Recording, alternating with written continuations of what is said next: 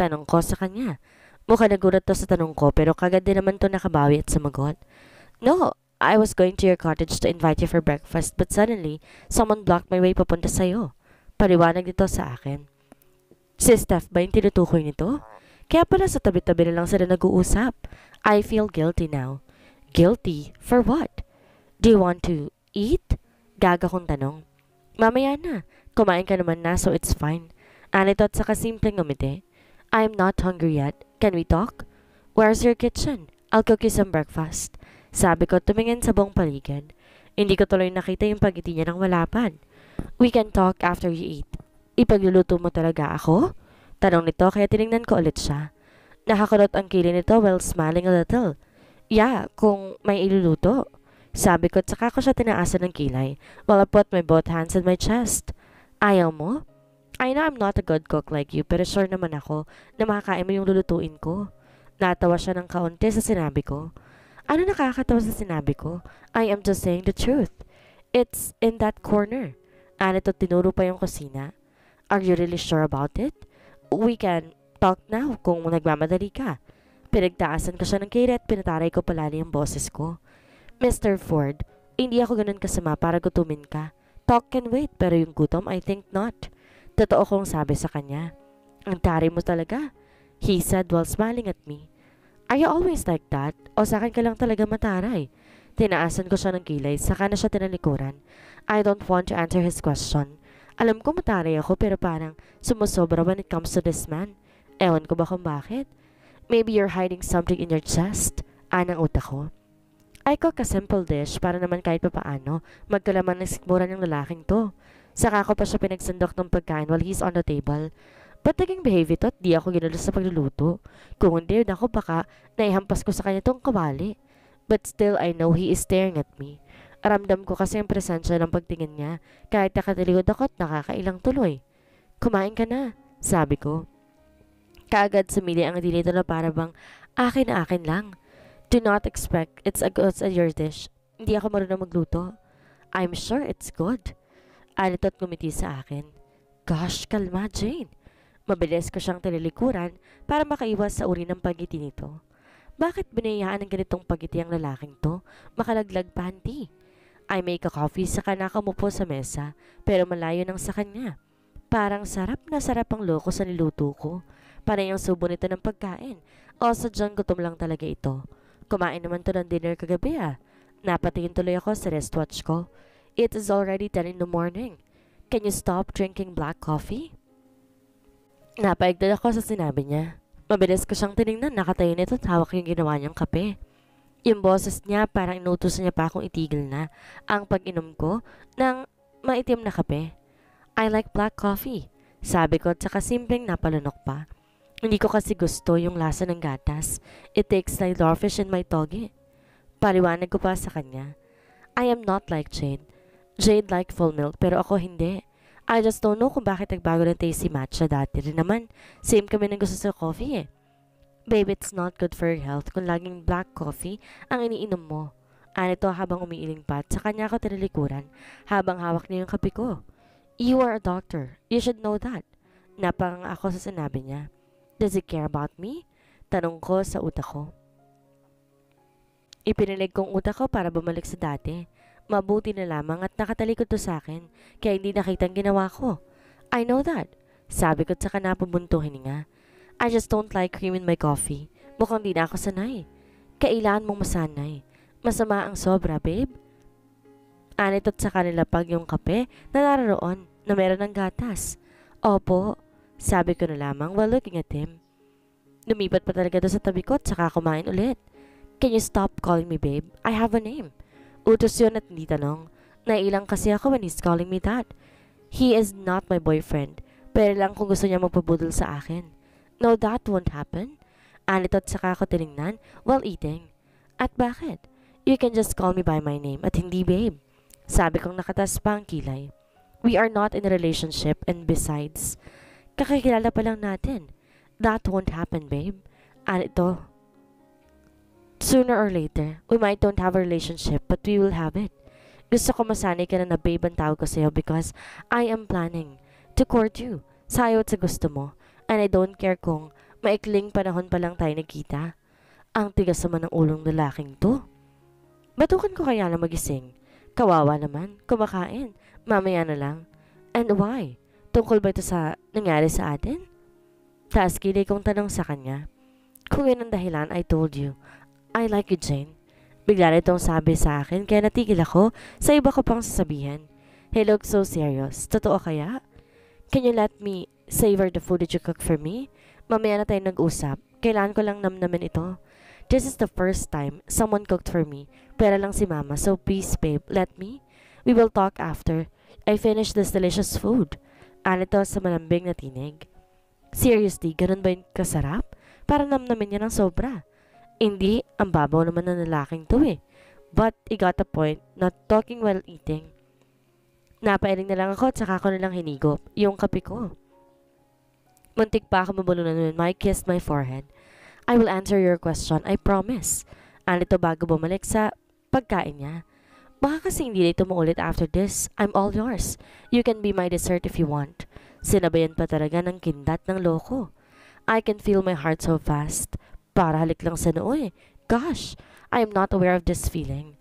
Mukha napansin ito ang pananahimik, so that's why he did. I never expect him to do that. Just eat, don't talk. Sabi ko na ikinangiti ng loko. Hindi na ako kumibo. Nag-focus na lamang ako sa kape sa harapan ko. Baka hindi ako makapagpigil ako at na mag-dessert sa kanya. Damn it! Na mag-react maging private part ko ng dahil lang sa halik na yon. How did it happen? Ganun na ba ako ka-sensitive sa lalaking to? Hi, ewan. This feeling I need to control. Hindi porke sinabi niyang gusto niya ako, ibibigay na lang ko basta-basta, no? Inayaan ko na lamang siya. Di ko na rin siya tiningnan. Nadadarang lang kasi ako sa kanya. How can a man be so handsome kahit kumakain lang ito? Then my phone suddenly rang, kaya wala sa loob na sinagot ko ito. Hello? Sabi ko pagsagot ko ng phone. Oh, hi Jane. Masayang sabi nito sa kabilang linya. It's Lucas. Where are you? Kagad nitong tanong. I am nowhere. Malamig kong sabi. I'm annoyed to him. How did he get my number? Wala ba itong balak na tigilan ako? Ito naman, tell me where are you? Pupuntahan kita. Galing ako sa condo mo but you're not there. Paliwanag pa nito sa akin. Napag-alaman kong you filed a leave for 2 weeks. And why will I tell you where I am? Tanong ko naman sa kanya at sa pagkakaalam ko, hindi ko binigay yung number ko sa lalaking to. But I'm not surprised where did he get it. Baka may inutunan naman ang loko. Nag-file ako ng leave for 2 weeks para sa sarili ko. I want to be with you. Tsaka para samahan ka na rin sa vacation mo. Alat at mukhang masaya ang tinig ng loko. Hindi na ito nakahalatang nakakairita lamang siya. No need. I'd rather spend my vacation alone. Sabi ko while playing the spoon in my coffee. Halos nakalahati ko na rin to. Kesa naman, samahan ako ng malanding kagaya mo, no? Ito naman, sige na, mas masarap akong lumandi in person. High confident niyang sabi sa akin. Hindi ko alam kung matatawa o maiinis ba ako sa sinabi niya. Kaya minabuti ko na lang pigilin yung pagtawa ko. I bit my lower lip to stop my smile. Lucas, tigil-tiganin mo ko ha. Hindi mo ako basta-basta makukuha dyan sa kalandian mo. Sabi ko sa seryosong tinig. Pero parang sumaya ng kaunti yung pakiramdam ko. Sa pagbibiro nito, try lang. Malay mo after 2 weeks tayo na, diba? Pamimili talaga nito. Walang mawawala if we try o takot ka lang na baka mahulog ko sa akin. Huh? Asa ka? Kahit maghubad ka pa sa harapan ko, hindi kita papatulan. Totoo kong sabi sa kanya. Napangiti na lamang ako sa kahanginan ng loko. Akala ba nito marupok ako? No way! Then tell me where you are, na magkaalaman tayo. Nagahamon itong sabi. Bago pa ako makapagsalita, someone hold my chin. Sa kanya ito banay di tinaas. Kagad nagsalubong ang mata namin. He is looking at me so dark na parang gusto niya na ako ng sakalin. I almost forgot that I'm still in his cottage dahil lang sa kalandian ng Lucas na to. I'm finished eating. Can I have my dessert now? Tanong nito at saka pa niya inilipat ang mukha niya sa mukha ko. Bago pa ako makapag-react at sumagot, inilapat na nito yung labi sa labi ko. Then he moved his lips. Yung halik na para bang pinaparusahan ng mga labi ko. And damn it, imbes na itulak ko siya, ginantihan ko pang mga halik niya. He is sucking and licking my tongue. Para may sariling utak sa mga labi ko para gantihan yung mga halik na pinapalasap niya sa akin. He is kissing me senselessly. Ibang-iba yung mga halik niya ngayon sa akin and I think We kissed this last night. Hindi ko lang maalala dahil sa kalasingan at manhid din ng katawan ko ng gabing inangkin niya ako. A low moan escaped in my mouth while he is still kissing me. Hindi ko na pinigilan pa ang mapaungol sa klase ng paglikniwin sa akin, and I feel I'm getting into it. Lalo pa niyang pinalalim yung halik namin. I am losing my sense when Lucas cleared his throat. I forgot I'm still on call with Lucas. Mukha maging si Mike narinig ito dahil kusa tong tumigil and looked at me. Pero hindi ito tumayo sa akin. Our lips, and still so close. You are my perfect dessert, babe. Malambing itong sabi sa pagitan ng mga labi namin. Gosh, how manly he is. Boses pa lang niya nakakapanghina na ng tuhod. His kiss, ang sarap niyang humalik. Kaya siguro hindi nakapagpigil ang mga labi ko. Nagandihan ng mahinit niyang alik. I almost forgot everything, kung hindi lang dahil kay Lucas na nasa kabilang linya.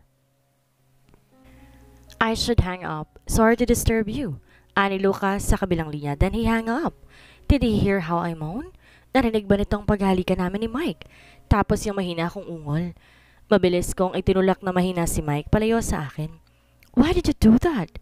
Salubong ang kilig kong tanong sa kanya habang nakatingala ako, he's standing in front of me. Sa kasabihan ko, hindi ko napansin na nasa tabi ko na siya and I almost forgot him. Ako yata ang malandit, hindi si Lucas eh. I told you, I will have you as my dessert. Anito na nakangiti pa ng inosente. Para bang wala itong ginawang kalokohan ngayon lang. Dessert? Ha? Sa tingin mo dessert ang labi ko? Naiinis kong tanong saka ako tumayo sa harapan niya. And you did that while I'm in a call. Anong iisipin ng tao? Gosh, Mike, you shouldn't do that. He might think that you're with your boyfriend and for sure hindi ka na niya tatawagan o kukulitin ko nasaan ka man. Anito at saka pa ito dumukwang malapit sa mukha ko. Your lips are the best dessert I've ever tasted, babe.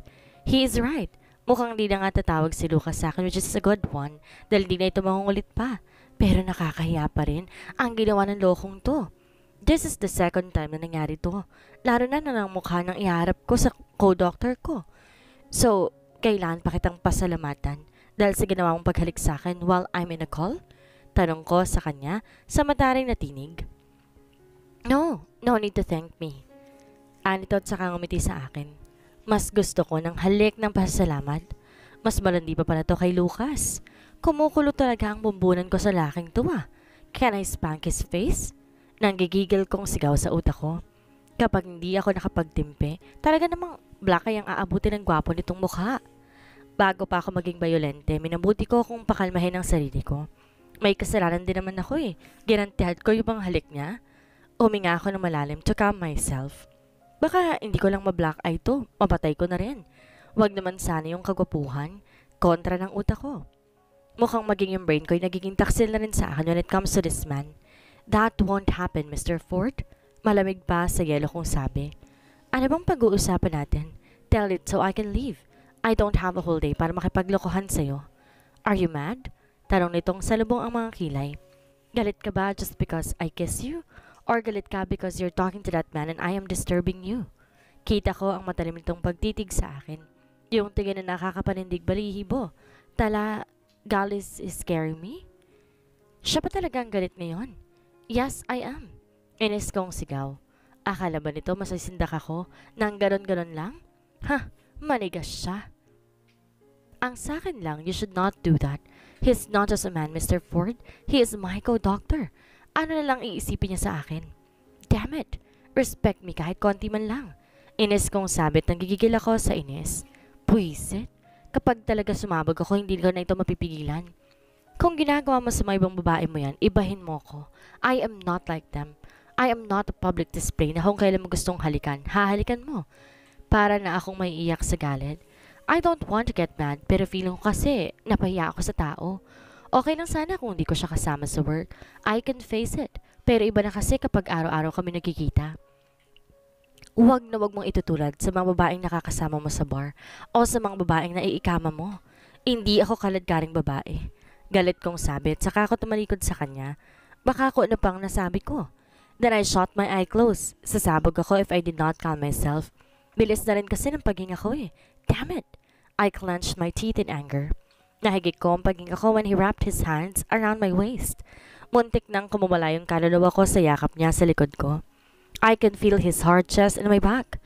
I am sorry, babe. I'm sorry if you feel that. Malambing nitong sabit, saka pa niya ako hinalikan sa pisngi. I won't do it again. I'm really sorry. Nadala lang ako ng selos. You seem so happy talking to him at para kasing nakalimutan mo na ako. Selos? Ba't magsiselos siya eh? Hindi naman kami. Yung kaninang galit ko, bigla-bigla na lang nawala na parang bula. Kanina para akong gagang galit na galit sa simpleng halik, na kung tutuusin, kasalanan ko rin naman. I responds to his kiss. Shit, bakit kasi ang sarap pumalik ng laking to eh. I am sorry too. Mahinahon kong sabi. I did not mean some of the things I said. Sabi ko at saka ako marap sa kanya kaya nabitaw yung pagkakayakap niya sa bewang ko. Pero yung pamababae mo, I won't say sorry to that kasi totoo yun. May diin kong sabi. Natawa lang to sa sinabi ko.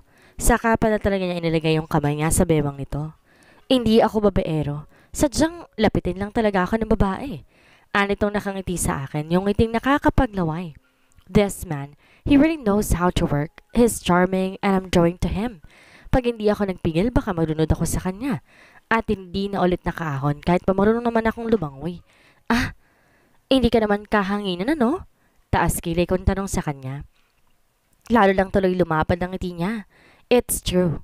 Anito at saka lumapit sa akin yung tipong kulang na lang yakapin niya ako. Then he caressed my cheeks na nakapampalambot ng buong katawan ko. But don't worry babe. Kahit ilang babae pang lumapit at akitin ako, hindi ako maaakit sa kanila because you already got my full attention.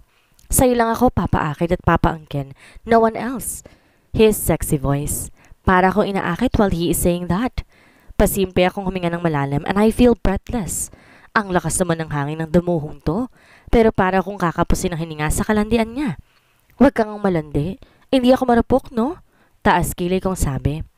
Hindi kita aakitin at aangkinin yung nangyari sa atin that night dahil lasing ako for sure. Kung matino ako walang mangyayari sa atin, no? Mayabang kong sabi. Pero ang totoo, titig pa lang nito ay talaga namang nababasa na lahat ng pwedeng mabasa. Hindi pa man din ako marunong magsinungaling. Really? Kahit landiin kita ngayon, hindi ka bibigay? Anito na may makahulugang ngiti sa mga labi. Then he suddenly took off his shirt. Shit! Naparinok ako ng sunod-sunod when I saw his body. Talaga namang nakakapaglaway ang katawan nito. Yan ba yung katawang nilande at hinimasimas ko that night? Gosh, para tuloy may nagtutulak sa aking hawakan at haplusin ko yung katawan niya. Can you put your shirt? Pinanlakihan ko talaga siya ng mga mata. Why? Tanong nito habang nakangiti pa talaga. Lalandiin pa kita. Nagtatanong pa ba ito? Hindi ba nito alam na sobrang apektado na siya? Just put your shirt back. Sabi ko, saka ibinaling sa iba ang tingin ko. How can we talk kung ganyang nakahubad-baro ka sa harapan ko? Are you not even shy? Nah, you already see it, so why should I? At saka pananagutan mo naman ako, hindi ba? Tanong nito.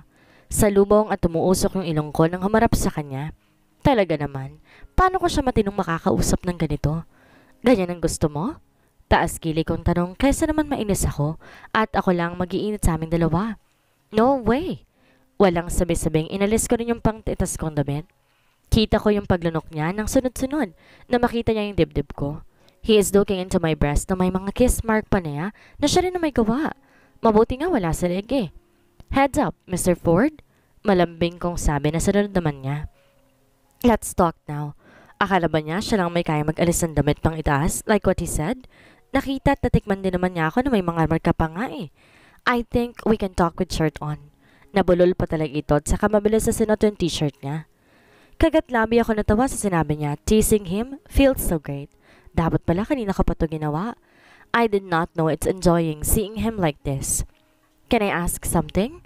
Seryoso kong tanong sa kanya, then I sat down on the table. Facing him, kita ko yung pagpipigil niyang tignan yung mga dibdib ko. What was it? Tanong nito. Pumunta ka kay mama. What did you said to her? At parang gustong gusto ka niya. Diretso kong tanong sa kanya.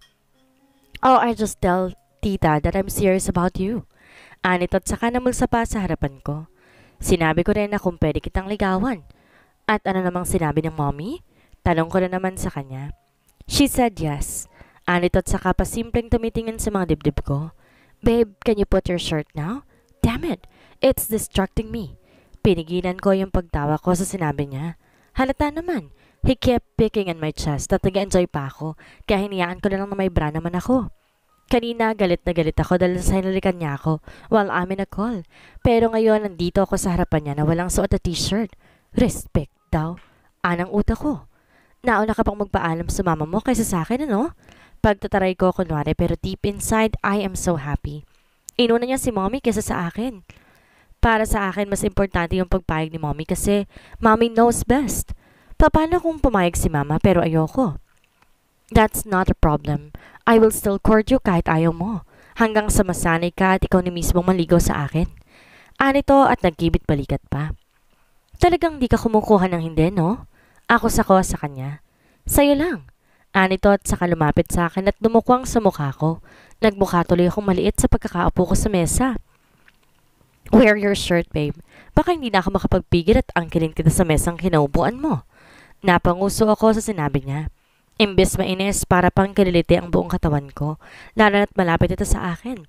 My body is really reacting with him. Babe naman, don't you enjoy the view? Malambing kong sabi sabay kagat ng pang-ibabang labi ko. Hindi pa kita boyfriend so I'm warning you to do that. Baka magbagong isip ko at di na kitang gabing manliligaw ko.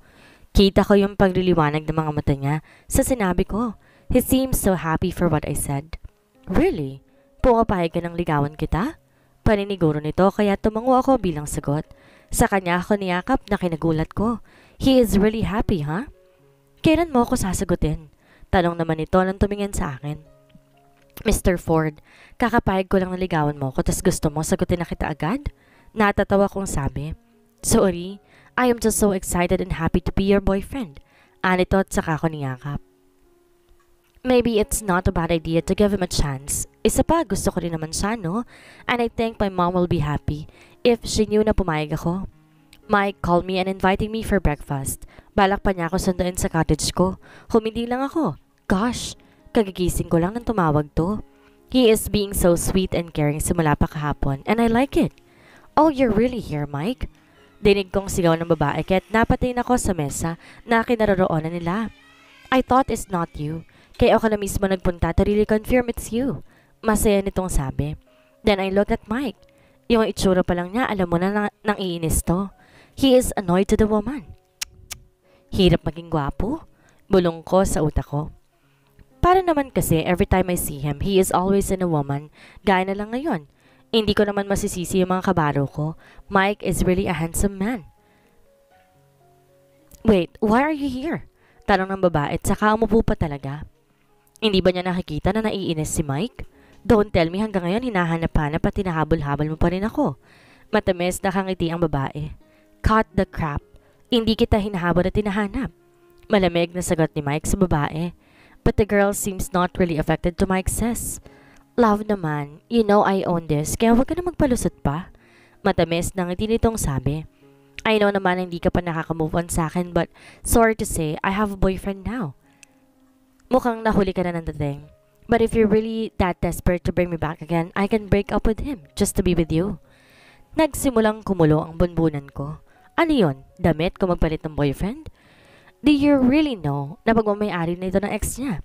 In that case, why did he came here? Hindi na ako nakatiis at lumapit ako sa kinaroroonan nila. Kagad ako nakita ni Mike and smiled at me. Samantalang ang babae sa lubong kagad ang kilay sa akin. Umasim ang mukha niya. Glad you're here.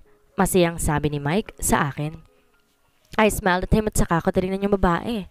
Hi, I'm Joanna Tan, owner of this resort.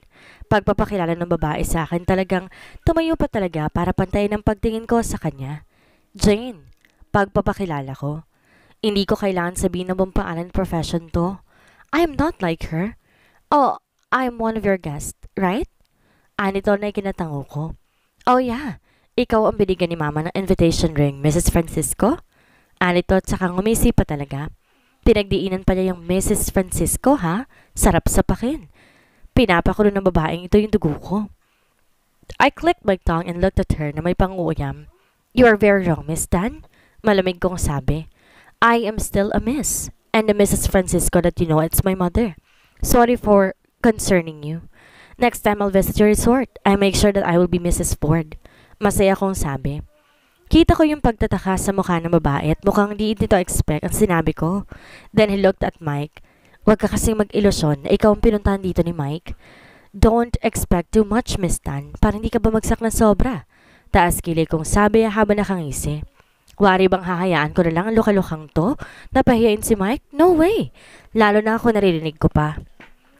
Mike is here for me and not for you. And let me tell you this, an ex will be an ex forever. Hindi ko alam kung anong past nyo pero ito lang masasabi ko. You lost a great and handsome man and I'll make sure na hindi mo na makukuha yung boyfriend ko. Tsaka pwede ba? Makontento ka na sa boyfriend mo ngayon? Huwag mo nang asuming gusto ko pang balikan ng boyfriend ko, no? Kita ko yung pagkapahiya niya sa sinabi ko. Masyado kasing mayabang. Kala ba nito, basta-basta ko na lang siya aatrasan? Over my beautiful face. Ari ka na, babe. Doon na lang tayo sa cottage mo mag-breakfast. Pagluto mo na lang ako, nawalan na ako ng ganang kumain dito. Nakangiti kong baling kay Mike. Sure. Anito at saka tumayo at agad ako niyakap sa bewang. But you need to be my dessert then. Malambing na bulong nito sa tenga ko. Tsaka pa niya ako inalikan sa pisngi. I am sure Joanna heard what Mike said. Kasi malapit lang to sa amin. Mainis nga lalo. Oo na po. I will be your dessert 3 times a day. Malandi kong sabi na ikinangiti ng malapad ni Mike. Masarap pala sa feeling yung ganitong may naiinis ka. Lalo na kung feeling era yung kaharap mo. Now I feel Mike. Pagtingin ko kay Joanna, ang sama ng pagkakatingin na sa amin ni Mike, lalo na nang kinilapad ng aking ngiti. Let's go, babe. Yaya ni Mike sa kana ako banayad na inalalayan sa paglalakad hanggang sa makarating kami sa cottage niya. Do you really know that your ex owned this resort? Tanong ko sa kanya habang nagluluto siya ng agahan namin. Yes, sagot ito sa akin habang nakatalikod ito. Hindi ko napigilang mapatayo at tiningnan ito. Akala ko nagsisenti ang loko pagkita ko sa kanya. Malapad ang pagkakangiti nito habang nagluluto. You're grinning like an idiot, Ford.